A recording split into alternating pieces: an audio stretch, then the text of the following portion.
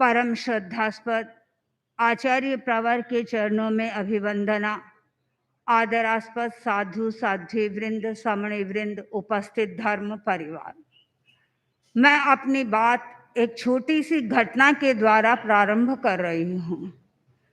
एक गरीब व्यक्ति था और उसकी इच्छा थी कि कोई संत मेरी उस कुटिया में आए, पर वह कैसे प्रार्थना करे संत को कि वे मेरी इस कुटिया में आए, क्योंकि उसके पास कुछ भी नहीं था।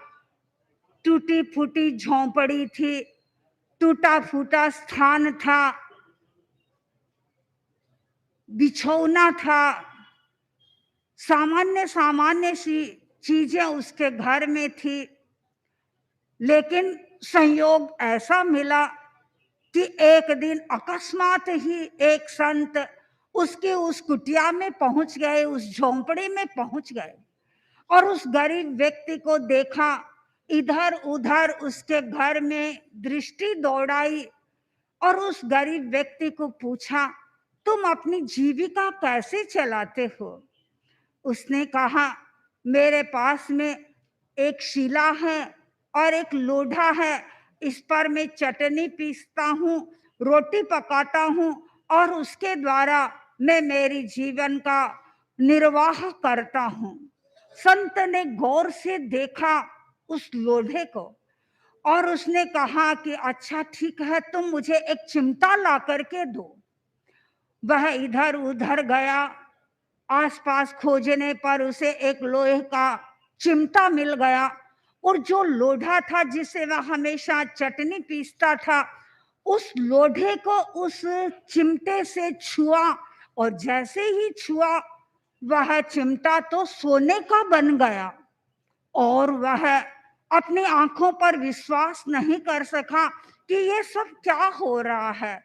संत के घर में आगमन से लोहा है वह सोना बन जाता है और संत के आगमन से व्यक्ति का जीवन बदल जाता है, जीवन का प्रवाह बदल जाता है। संत जहां जाते हैं बदलने का कार्य करते हैं। वे कभी किसी के प्रति बदला लेने की बात नहीं सोचते हैं, कभी किसी के साथ प्रतिशोध की बात नहीं सोचते हैं।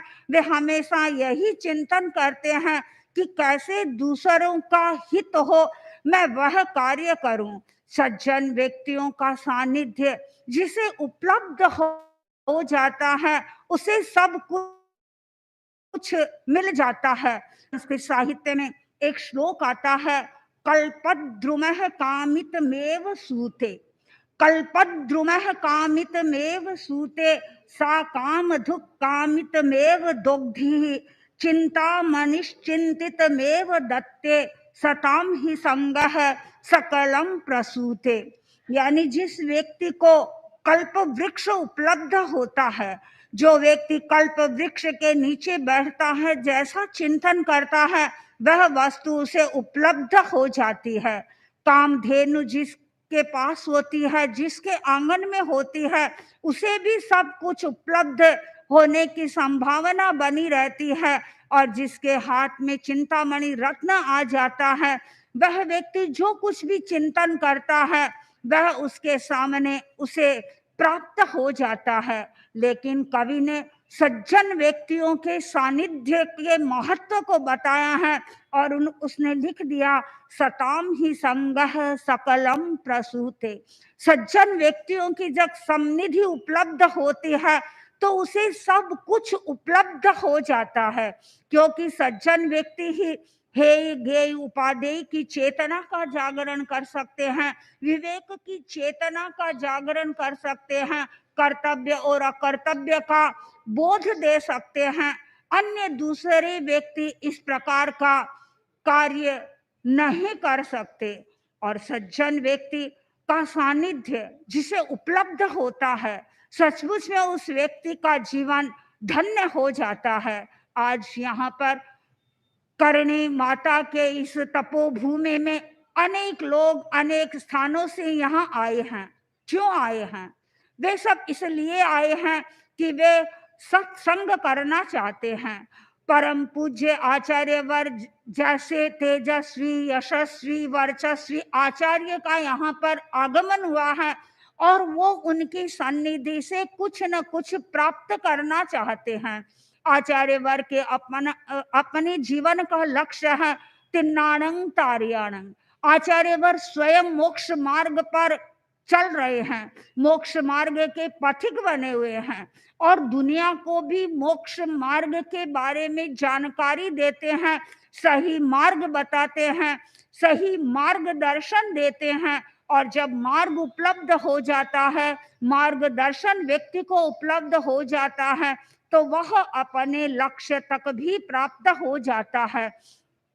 नारद सूत्र में लिखा गया है, महत् संगस्तु दुर्लभो अगम्यो अमोघ है, यानी सज्जन व्यक्तियों का जो सानिध्य है वह दुर्लभ होता है।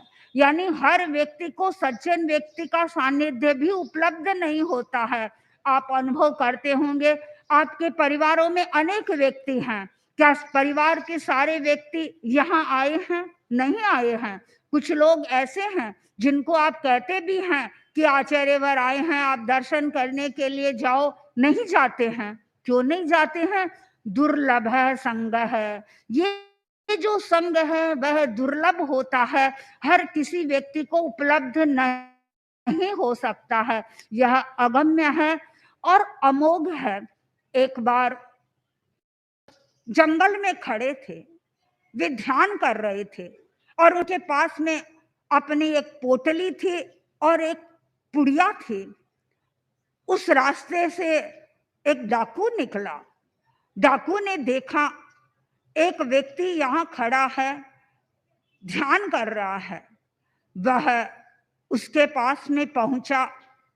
उस समय उस साधु की, संत की आंख खुल गई और वह डाकू जो पोटली थी उसके पास में रुपयों की थी, उसे लेने के लिए तत्पर हो रहा था और साथ में ही उसके एक पुड़िया थी, उस पुड़िया को भी ले रहा था।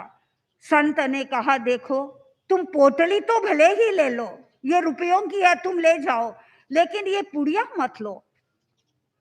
डाकू ने पूछा, क्यों? इस पुड़िया में क्या खास बात है? जब तुम रुपए पैसे ही मुझे दे रहे हो तो इस पुड़िया से तुम क्या करोगे? उस संत ने कहा, देखो रुपए ले जाओ, लेकिन ये पुड़िया मुझे एक बहुत बड़े ज्ञानी ध्यानी व्यक्ति ने दी है और मुझे कहा है ये पुड़िया तुम उस व्यक्ति को देना जो व्यक्ति मरणासन्न हो और वह उस पुड़िया का आसेवन करेगा तो वह उसका जीवन बच जाएगा और उस समय में उसको लेकर के वह शांति का अनुभव करेगा। जैसे ही डाकू ने इस बात को सुना, उसका अंतःकरण बदल गया। उसने सोचा, अरे कहाँ मैं ऐसा अत्याचारी लोगों का के धन को इकट्ठा कर रहा हूँ, लोगों को मार रहा हूँ, और कहाँ ये संत जो लोगों के को जीवन दान देने का प्रयत्न कर रहे हैं, और अब से मुझे अपनी इस आदत को छोड़ना है। और उस डाकू ने सज्जन की संगति के कारण अपनी आदतों को छोड़ दिया। सज्जन व्यक्ति हमेशा दूसरों को बोध पाठ देते हैं, अच्छा जीवन जीने की कला सिखाते हैं। मुझे एक प्रसंग याद आ रहा है, मैं कई बार आचार्यवर के सामने बोलती भी हूँ। भिवानी में चातुर्मास था परम पूज्य आचार्य महाप्रज्ञ जी का। प्रातरास के बाद में आचार्यवर की सन्निधि में आगम का कार्य चल रहा था। एक युवक आया और युवक ने आचार्य महाप्रज्ञ जी से निवेदन किया कि गुरुदेव, मैं मेरे जीवन का निर्माण करना चाहता हूं, आप मुझे जीवन निर्माण के कुछ सूत्र बताएं। आचार्यवर ने उसकी बात को सुना और पास में ही युवाचार्यवर विराजे हुए थे, तो इनकी ओर संकेत करते हुए कहा कि महाश्रमण, इसको जीवन निर्माण के तुम सूत्र बताओ। तो आचार्यवर ने उस समय में उस युवक को कहा, देखो तुम अच्छा जीवन जीना चाहते हो तो तुम ईमानदार बनो। यदि तुम ईमानदार बन जाओगे तुम्हारा जीवन अच्छा हो जाएगा। तो आचार्यवर ने पहला सूत्र बताया, ईमानदार बनो, और दूसरा सूत्र बताया, तुम अच्छा जीवन जीना चाहते हो तो गुस्सा मत करो। और जो व्यक्ति शांति से जीना चाहता है, समाधि से जीना चाहता है, उसके लिए आवश्यक है कि वह अपने गुस्से पर नियंत्रण करे। जब तक गुस्से पर नियंत्रण नहीं होता है, व्यक्ति शांति का जीवन नहीं जी सकता है। कुछ ही समय पहले मैंने एक घटना पढ़ी थी। एक एक परिवार था, पिता को गुस्सा आ गया और गुस्से में आकर के वह घर से बाहर निकला और अपने गैरेज में पहुंचा, कार को स्टार्ट किया, देखा नहीं कि पीछे की साइड में उसी के दोनों बच्चे हैं। कार को ब्रेक किया और ब्रेक करते ही वो दोनों बच्चे उस गाड़ी के नीचे आ गए। जब व्यक्ति गुस्से में होता है तो वह सही कार्य नहीं कर सकता है। तो आचार्य वर ने उसको कहा कि अच्छा जीवन जीना चाहते हो तो तुम गुस्सा मत करो, ईमानदार बनो, गुस्सा मत करो। और तीसरी बात आचार्य वर ने बताई वह थी नशा मत करो। अच्छा जीवन जीना है तो अच्छे जीवन के लिए तुम्हें नशे से दूर रहना होगा। और वर्तमान में नशे ने व्यक्ति के जनजीवन को खराब कर दिया है, यानी जनजीवन को व्यस्त बना दिया है। और यह नशा कितना खराब है। जब आचार्य वर्ग के साथ में हम छोटे छोटे गांवों की यात्रा करते हैं तब पता चलता है। अभी कुछ दिनों इसी यात्रा में एक बार एक परिवार आया और एक बाई अपनी दास्तान सुना रही थी कि महाराज आप मेरे पति को समझाओ, कैसी उसकी हालत है, किस प्रकार वह हमें मारता रहता है, जो कुछ कमाता है सारा शराब में ही खत्म कर देता है। मेरी बेटी बड़ी हो रही है, मेरा बच्चा इसके कारण पढ़ाई नहीं कर पा रहा है क्योंकि हमारे पास में पैसा नहीं है। एक वह कहानी उस परिवार की नहीं है, न जाने कितने गरीब परिवारों की ऐसी दास्तान है। लेकिन जब महान व्यक्तियों का समागम उपलब्ध होता है तो व्यक्ति की जीवन धारा बदल जाती है। जब उस परिवार के साथ मैंने बात की, पिता ने शराब छोड़ना स्वीकार नहीं किया, लेकिन पुत्र ने संकल्प कर लिया कि आज के बाद मैं कभी भी शराब नहीं पीऊंगा। तो जब अच्छे व्यक्तियों की संगति उपलब्ध होती है, व्यक्ति अपनी जीवन की धारा को बदल देता है। आचार्य वर ने ये 3 जीवन निर्माण के सूत्र उस युवक को बताए। मैं सोचती हूँ वे सूत्र केवल उस युवक के लिए ही नहीं थे, आम जनता के लिए भी आवश्यक है कि हमें यदि अच्छा जीवन जीना है, अपने जीवन का निर्माण करना है, तो उसके लिए आपको ईमानदार बनना होगा, आपको गुस्सा छोड़ना होगा और आपको नशा भी छोड़ना होगा। यदि ये छोटी छोटी बातें व्यक्ति के जीवन में आती हैं तो निश्चित रूप से व्यक्ति का बाह्य रूपांतरण नहीं, आंतरिक रूपांतरण होता है। और जब आंतरिक रूपांतरण होता है तो सही स्थिति हमारे सामने आती है। और यह स्थिति हमारी तब बन सकती है जब हमें महान व्यक्तियों के सानिध्य की उपलब्धि होती है। आज देशनोकवासी ही नहीं, यहाँ उपस्थित जितने लोग हैं वे सचमुच में अनुभव करते होंगे कि आचार्य वर्ग के इस पवित्र आभा मंडल से ऐसी रश्मियां निकल रही है। वो रश्मियां हमारे तक पहुंचकर हमारे अंतःकरण को रूपांतरित कर रही है। ओम अर्थ।